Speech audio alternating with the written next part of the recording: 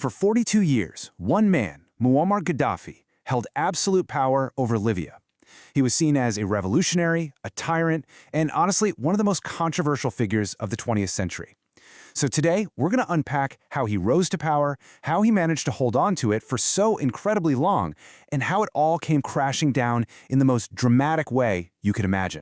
And we're going to start this story at the very end. It's October 2011. The man who once called himself the King of Kings of Africa was found right here, wounded, backed into a corner, hiding inside a concrete drainage pipe. It's just a shocking image, the ultimate symbol of power reduced to a man literally running for his life. And that's really the big question here, right? How does someone who seemed completely untouchable for over 4 decades end up here? Well, to figure that out, we've got to go all the way back to the beginning. It all kicked off in 1969. And it wasn't some massive, bloody war. It was a swift, almost bloodless military coup, led by this really charismatic, super ambitious young army captain. He was just 27 years old. Gaddafi and his followers overthrew Libya's king with this incredibly powerful promise: independence, Arab unity, and crucially, freedom from foreign control. And you know what? In those early years, it looked like he was actually delivering. He took control of the country's enormous oil wealth and started pumping that money directly into national projects. Suddenly, education was expanding, healthcare was improving, and for a lot of Libyans, life was genuinely getting better. The result was, well, it was astonishing. On a per capita basis, Libya became the richest nation in all of Africa. And this wasn't just some abstract number on a spreadsheet.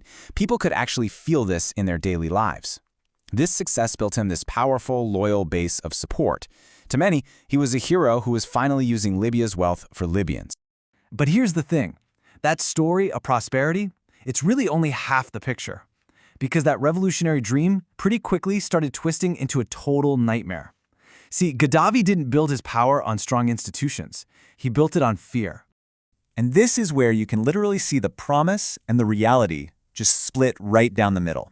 The promise of independence and unity, that became absolute personal control for him and him alone. The promise of freedom, no political parties were allowed, period. And that promise of national prosperity, it was all held up by a foundation of just brutal, unrelenting fear. So how did he maintain this iron grip for so long? Well, it was a carefully designed system. He was brilliant at pitting different tribes against each other, making sure no single group could ever get strong enough to challenge him. He rewarded absolute, unquestioning loyalty, but any hint of dissent, any whisper of opposition was crushed without mercy. His opponents faced prison, torture, or even death. And he wasn't shy about it.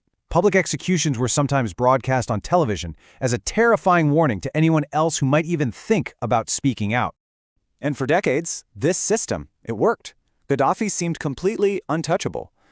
But then, in 2011, a revolutionary fire that started in a neighboring country leaped across the border into Libya, and his entire world just started to burn. That spark was, of course, the Arab Spring.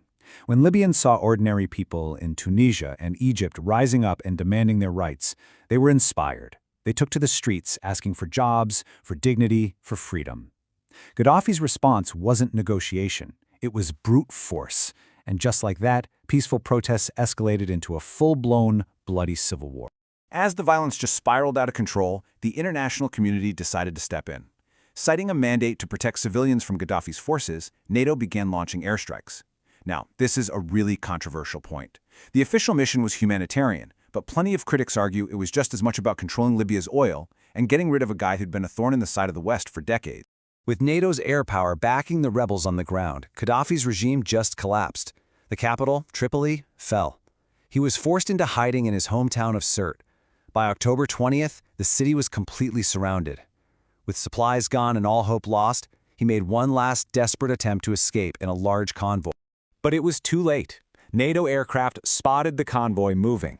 An airstrike didn't hit Gaddafi's vehicle directly, but it hit nearby, and it threw everything into absolute chaos. The escape had failed. In the confusion, Gaddafi was wounded and separated from most of his guards. And that brings us right back to where we started. The man who ruled a nation from opulent palaces for 42 years took his very last refuge inside a dark, dirty drainage pipe. I mean, you just can't make up a more staggering image of total defeat. Rebel fighters found him there, and he was alive. What happened in those next few moments was captured on these shaky cell phone videos that were broadcast all over the world. He was dragged out, beaten, abused by the crowd. There was no trial, no courtroom, no legal process. There was only chaos, violence, and the brutal end of a regime.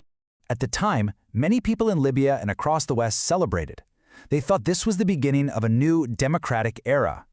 But what actually came next is such a crucial and tragic part of this story. So what happens when a country that has only known one ruler for 42 years suddenly has none? Well, instead of peace, Libya just descended into chaos. Because for so long, Gaddafi was the state. So when he was gone, the state itself completely collapsed. Rival militias that were once united against him immediately turned their guns on each other, all fighting for power and resources. Foreign countries started backing different sides, making things even worse. The nation fractured, becoming the deeply divided country we still see today. And this really is the difficult, painful lesson from Libya's story. Removing a dictator is one thing, but building a stable, peaceful future, that's something else entirely. If you don't have institutions ready to fill that void, the power vacuum can be just as destructive as the tyranny it replaced. So how will history ultimately remember Muammar Gaddafi? Was he the revolutionary who lifted his country from poverty? Was he the brutal tyrant who murdered his own people to hang on to power? Or was he, somehow, both at the same time? His fall completely reshaped a nation and left behind scars that have yet to heal, leaving us with this incredibly complex legacy that we're still trying to figure out today.